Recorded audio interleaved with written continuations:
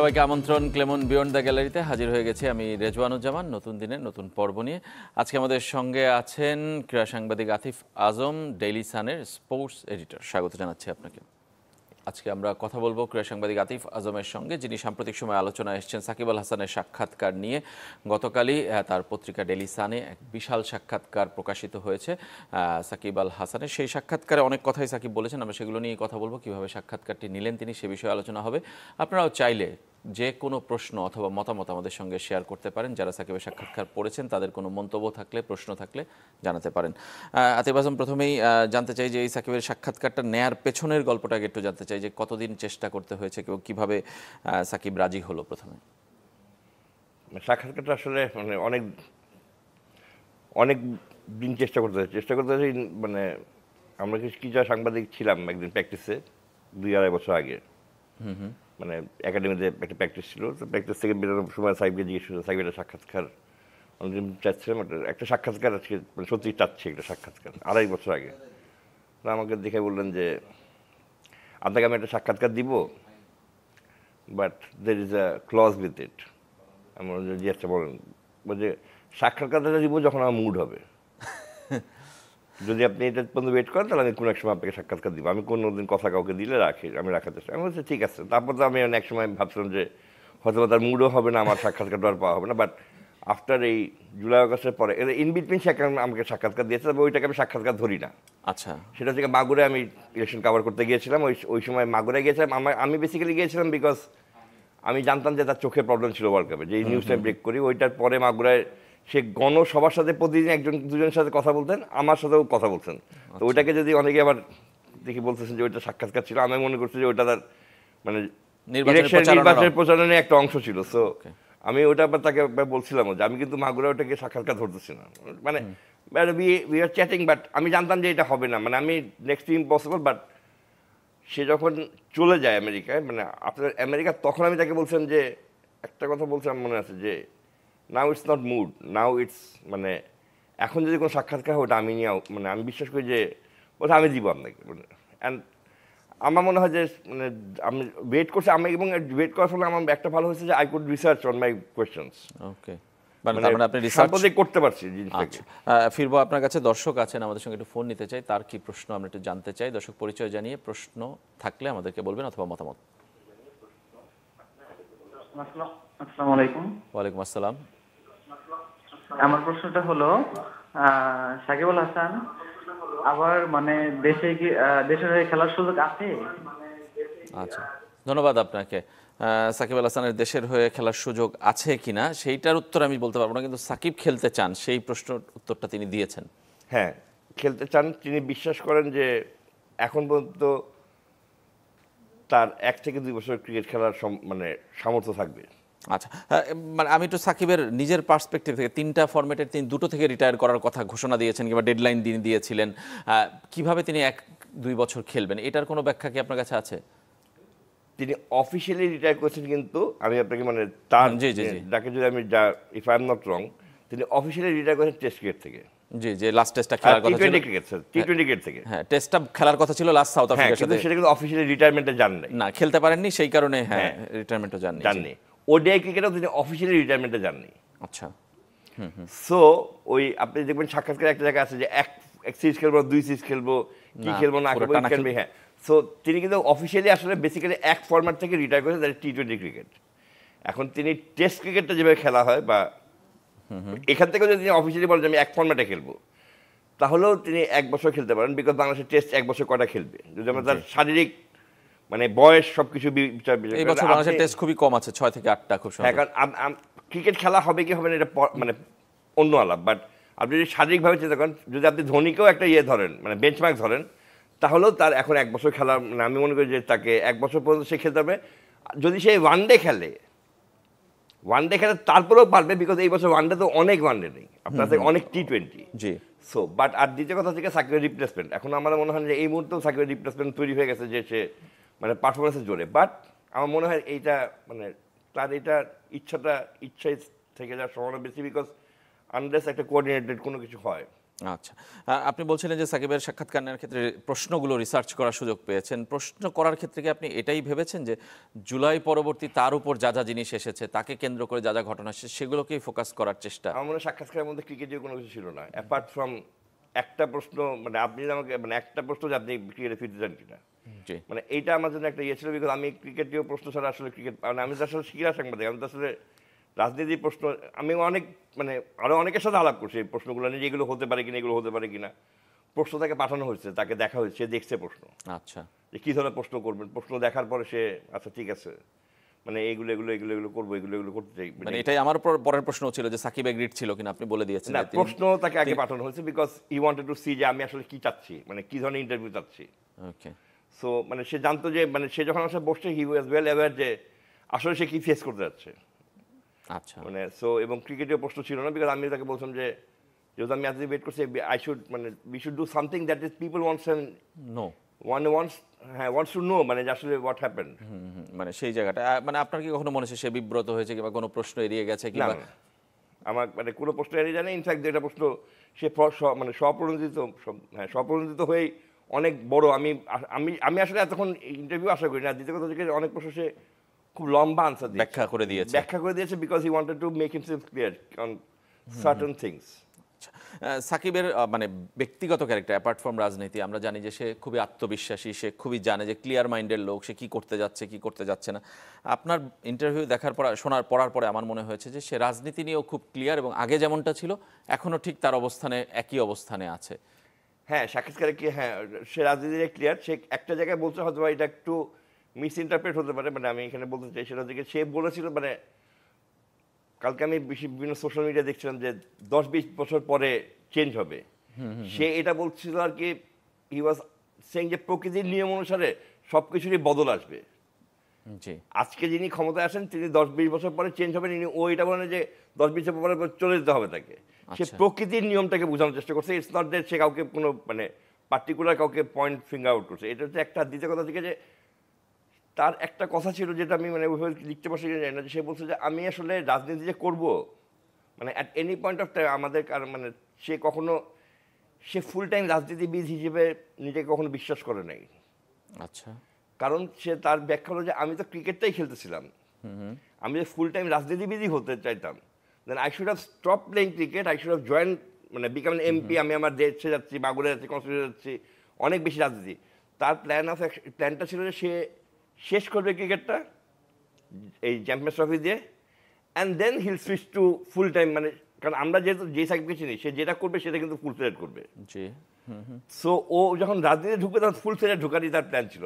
এটা জাস্ট যে he wanted to buy a ticket, okay. That was something that he probably.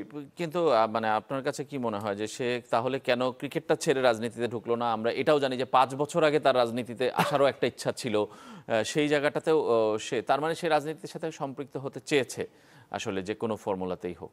হ্যাঁ, সম্পৃক্ত হতে চেয়েছে, কিন্তু রাজনীতিবিদ হতে চায় না। এখন প্রশ্ন হচ্ছে কি, রাজনীতিবিদ হতে গেলে যে ধরনের ক্রাইটেরিয়া মিট করতে হবে, সাকিব আল হাসান এমপি হওয়ার পরে ওই ধরনের ক্রাইটেরিয়া মিট করে নাই। ওকে, আপনি এমপি হওয়ার পরে যদি 6 মাসের মধ্যে মাত্র 3 বার কনস্টিটিউশন যান, কার সাথে আলাপ না করেন, 4 মাস দেশের বাইরেই থাকেন ক্রিকেট খেলতে, তাহলে আপনি you are more a cricketer who have an political identity, you are not a politician who is playing cricket. না, বুঝতে পেরেছি।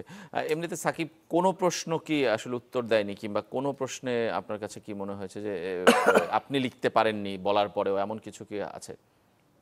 না, আমার মনে হয় যে কোনো প্রশ্ন সে মানে এড়িয়ে যাওয়ার মন মানসিকতা ছিল না। হি ওয়ান্টেড টু স্পিক, মানে হি ওয়ান্টেড টু স্পিক আউট একটা জিনিস। কারণ প্রশ্ন এড়িয়ে যেতে চাইলে অনেক প্রশ্ন সে না করে দিতে পারতো, কারণ সে যখন প্রশ্নগুলো পাঠানো হয়েছে প্রশ্ন সব করে তার খুব মন মতো প্রশ্ন ছিল না। না, অনেক প্রশ্ন যেমন সাফারি পার্কের প্রশ্নই হয়তো বা খুব মন মতো ছিল না। ছবি দেওয়ার শেষ, ছবি দেওয়ার এবং একদম। সেটাই সে আসলে একদম ক্লিয়ার ডিফেন্ড করে দুঃখ প্রকাশ করেছে কিছুটা। দুঃখ প্রকাশ করেছে, এবং সে বলছে যে সে কনফিউজ ইন দ্য সেন্স যে তাকে বিভিন্ন জায়গা থেকে পোস্ট করতে বলা হচ্ছিল, আর সে বুঝতে পারতেছিল না যে সে আসলে কোন জায়গা থেকে পোস্ট করবে। মানে সে তার ব্যাখ্যাটা এরকম ছিল যে আমি যদি কিছু পোস্ট করি, মানে গোয়িং ব্যাক মাই হিস্ট্রি, তাহলে ওইটাতে তো একটা নেগেটিভ রিপার্কেশন হবেই, মানে ওইটা আমি বুঝতে পারছিলাম।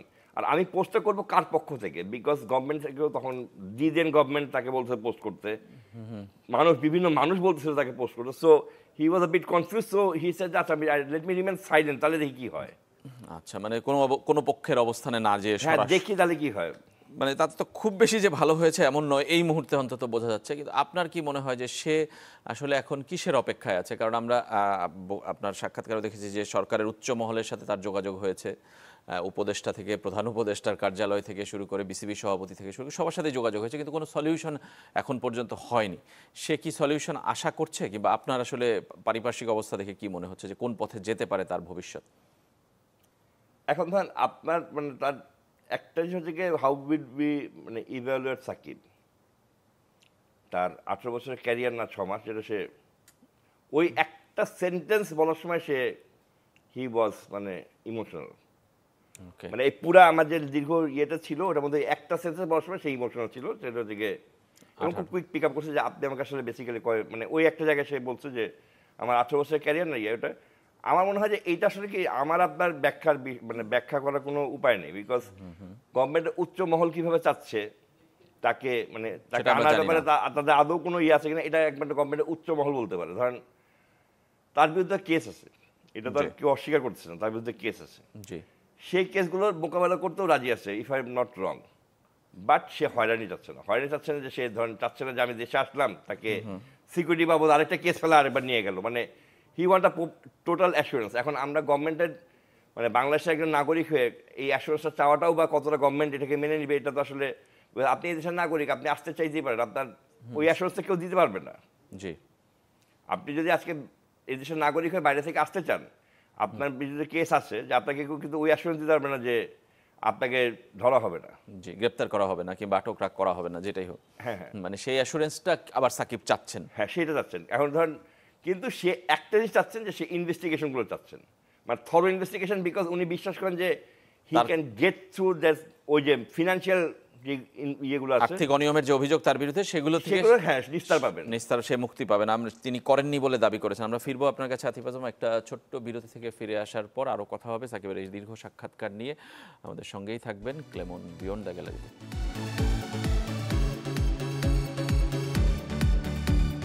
আমরা কথা বলছিলাম সাকিবের আলোচিত সাক্ষাৎকার নিয়ে। গতকালই তা প্রকাশিত হয়েছে ডেইলি সানে, এবং ডেইলি সানে যে সাক্ষাৎকার নিয়েছেন আতিফ আজম ক্রীড়া সম্পাদক, তিনি আছেন আমাদের সঙ্গে। আমরা বিরতির আগে সাকিবের সাক্ষাৎকার নিয়ে কথা বলছিলাম। সাক্ষাৎকারে নেয়ার ক্ষেত্রে আপনার নাম আতিফ আজম নাই কেন ওখানে? না, কারণ হচ্ছে গিয়ে মানে আজকে এটা ক্লিয়ার করি, সেটা হচ্ছে আতিফ আজম নট বেসিক্যালি পেন নেম। আচ্ছা, আমার মানে পাসপোর্ট, এনআইডি সব জায়গায় যে নেমটা ওটা জায়গাম আজম। আমি যখন বাইরে লেখা শুরু করি তা আমাকে যখন পেন নেমটা দিতে বলা মানে নাম কি নামে লিখবো, আমি তো প্রথম মানে ক্রিকবাজে লিখতাম, জি, ক্রিকবাজে এখনো লিখি, ওই আতিফ আজম পেন নেমটা ইউজ করা হয়। আচ্ছা, সো ওইটাই আর কি চলতে থাকে। বাট অ্যাট ওয়ান পয়েন্ট আমার মনে হচ্ছে যে না না মানে এটা ডিফারেন্সিয়েট করা দরকার। মানে না মানে পেন নেম আছে ঠিক আছে, কারণ ক্রিকবাজের যারা ইয়ে আছে মানে যারা ক্রিকবাজার পাঠক আছে তারা আতিফ আজম নাম তো অ্যাকাস্টমড হয়ে গেছে। But this is my original name, মানে according to my passport and NIDs. So that was my pen name, the name that I use in মানে Crickbuzz. সেটা আপনি ক্রিকবাজে ইউজ করবেন, ডেইলি সানে এখন এই নাম। এটা আমার জর্জিয়ান নেম। আচ্ছা, এই নামে ইউজ করবেন। এই সাক্ষাৎকার নেয়ার পরে মানে নেয়ার পরে আপনার কোনো প্রশ্ন কি বাকি ছিল, কিংবা নেয়ার পরে এখন কি মনে হচ্ছে যে এই প্রশ্নটা করলে ভালো হতো, কিংবা এই এরকম প্রশ্ন কোনো বাকি আছে? হ্যাঁ, দু একটা প্রশ্ন হয়তো করতে পারতাম, করতে পারি নাই। আমার সাবেক বস আজাদ মজুমদার, বর্তমানে যিনি ডেপুটি প্রেসিডেন্ট, তিনি কালকে রাতে ফোন দিয়েছিলেন, কালকে দু একটা প্রশ্ন দিয়েছিলেন যেগুলো করা যেতে পারতো। করতে পারি নাই হয়তো। পরবর্তী কোনো সময় যদি আমি আসলে অত ভালো রাজনীতি সাক্ষাৎকার নিতে পারি নাই, কোনোদিন নেই নি আর কি। জি, পরবর্তীতে কোনো সময় যদি আমার সুযোগ কারোর ব্যাপারে হয় তখন আমি ওই ধরনের প্রশ্ন যেন থাকে ওইটা মাথায় থাকবে। সাকিব আল হাসান, আমি সাক্ষাৎকার না, পুরো সাকিব আল হাসানের ক্যারিয়ার কিংবা সাকিব আল হাসান একটা চরিত্র হিসেবে যদি বলি, বাংলাদেশের ক্রিকেটে তার যে অবদান, তার যে ভূমিকা, এটা দেখে আসলে অন্যদের বর্তমান প্রজন্মের যারা পঞ্চপাণ্ডব শেষ হয়ে যাওয়ার পর বর্তমান প্রজন্মের ক্রিকেটারদের আসলে শেখার কিছু আছে? মানে ওভারঅল এক কথায় মোরালি আমি যদি বলি, আপনার কি মনে হয় যে তিনি নানাভাবে আলোচিত, সমালোচিত, বিতর্কিত, আবার ভালো পারফরমেন্স করেও আমাদেরকে অনেক সাফল্য এনে দিয়েছেন, কিন্তু সব মিলে দুদিকেই তার ক্যারিয়ার সবসময় পাশাপাশি চলেছে?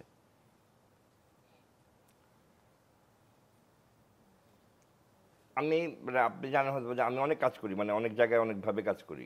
জি, হ্যাঁ, জি, আমার এছাড়া কিন্তু মনে হয় আমার আরো দু একটা পারিবারিক সূত্রে ব্যবসা আছে। জি, but all my priority lies in journalism. জি, মানে আমি ব্যবসা দেখি না, বাবার কোনো কিছু দেখি না। আমার মনে হয় সাকিব আল হাসানের ক্ষেত্রে all his priority lies in cricket always. সে ক্রিকেটটা করতো বিকজ জানতো যে আমি ক্রিকেটটা খুব ভালো খেলবো, বাকি তার বিজ্ঞাপন আসবে, বাকি এটা হবে ওইটা হবে এভরিথিং, বাট সে ক্রিকেটটার প্রায়োরিটি বাদ দিয়ে আমার মনে হয় না সাকিব আল হাসান করে। আপনি বলতে পারেন, আমি বলি আপনারা আমরা অনেক সময় বলতে পারি যে সাকিব আল হাসানকে আমরা প্র্যাকটিসে দেখি নেই। এর ব্যাখ্যা কিন্তু তার কোচ আমাকে একবার দিয়েছিল, সালাউদ্দিন, যে সবাইকে ফিজিক্যালি প্র্যাকটিসে থাকাটা চেয়ে মেন্টালি প্র্যাকটিসে থাকাটা কিন্তু অনেক জরুরি, প্রয়োজন, ইম্পর্টেন্ট। যাই হোক। হ্যাঁ, তার জীবনে অনেক কিছু সে করছে যেগুলোর আসলে কোনো ব্যাখ্যা হইতে পারে, মানে ব্যাখ্যা নাই,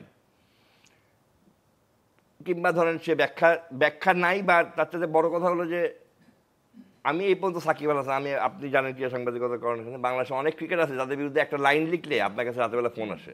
জি, Sakib Al Hasan is the only character in my মানে লাইফ হ্যাজ সিন যার বিরুদ্ধে আপনি যে কোনো কিছু লিখে সে আপনাকে ফোন দিবে না, যে why have you written this thing about me. একমত আমি আপনার সাথে। একমত না, তার মানে কি ইট ডিড নট, এই যে আমরা যে লিখছি, সে যে আমাদের সাথে যোগাযোগ, আমি যে লিখছি, আমার যে সব কটা তথ্য হয়তো ঠিক না, যে একটা তথ্য আমি তার বিরুদ্ধে ভুল লিখছি, আমি তার বিরুদ্ধে অনেক লেখা লিখছি, কিন্তু সে আমাকে একবার জিজ্ঞেস করেন ফোন দিয়ে যে আপনি আমার বিরুদ্ধে কেন লিখলেন। আমাকে অন্যান্য প্লেয়াররা, মানে আরও অনেক বড় বড় প্লেয়াররা ফোন দিয়ে অনেক বড় বড় কথা বলছে, উনি জিজ্ঞেস করেন, এবং এইটা ছিল তার জীবনের সবচেয়ে বড় ভুল। সবচেয়ে বড় ভুল, হ্যাঁ, সে যদি জিজ্ঞেস করতো তাহলে পরবর্তীতে আমরাও লেখার সময়, আমি হয়তো লেখার সময় অনেক বেশি থাকতাম, যে আই হ্যাভ টু আনসার হিম। আমি যখন প্রথমবার লিখে পার পেয়ে গেছি, সেকেন্ডবার লিখে পার পেয়ে গেছি, থার্ড টাইম হয়তো এমন কোনো শব্দ লিখছি যেটা তার জন্য প্রযোজ্য না, বাট আই হ্যাড দ্য কাজ, বিকজ আমাকে কখন তো জিজ্ঞেস করবে না। কিন্তু সাকিব আল হাসানের ক্যারেক্টার রোল মডেল মানে কি, আমার মনে হয় যে তার ক্রিকেটটাকে রোল মডেল নেওয়া উচিত। রোল মডেল নেওয়া উচিত মানে how to prepare your self as a cricketer, মানে অন ফিল্ড, আমি মানে আউটসাইড ফিল্ড না, অন ফিল্ডে হোয়াট ক্যান বি ডান, মানে আমার কাছে আমার মনে হয় যে সেটা আদর্শ হওয়া উচিত অনেকেরই।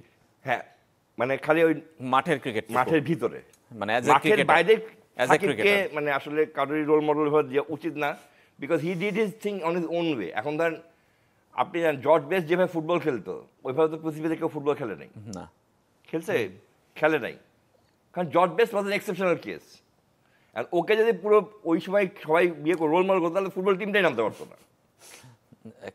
একমত, মানে সেই জায়গাটায় মানে তার ক্রিকেটিং সেন্স কিংবা ক্যারেক্টার, সেটাকে আসলে রোল মডেল নেওয়া উচিত কিংবা হ্যাঁ, cricketing sense, how to handle pressure, মানে হাউ টু, মানে প্রেশারের থেকে কীভাবে নিজেকে ইয়ে রাখা যায়, কাম রাখা যায়, এটা কিন্তু আই থিঙ্ক, কারণ তার যতগুলো আমরা কামব্যাক দেখছি জি, এই জীবনে, তার যতগুলো আপনি কামব্যাক দেখবেন, তার আগে he was just on the, মানে just down on the floor. Shakib শেষ, সাকিবের সব ব্যান্ড এই ওই, and then he made a comeback. এটা তো একটা মানসিক মানে শক্তির ব্যাপার, ওইটার জায়গাটা আমাদের মনে হয় যে তার মানসিক দৃঢ়তা এবং শক্তিটা হলো যে মানে এটাকে নিয়ে যেতে পারে, মানে সবার জন্য অনুকরণীয় হতেই পারে। বাংলাদেশের পরের সাকিব আসলে আরো কতদিনে আসবে, এরকম কোনো আমি এগুলো মানে একটা যে বলি, মানে বলি যে আসলে এটা খোঁজাটাই মানে বৃথা না, এটা খোঁজাটা মানে অহেতুক ইন দ্য সেন্স যে আমরা আজকে জান নাই বলবো, তার সাথে শুধু আমরা তার উপরে একটা প্রেশার দিব। Let us get a player who is বাংলাদেশের next big thing. Let us not try to get someone who is next Sakib. Let us get something better than Sakib.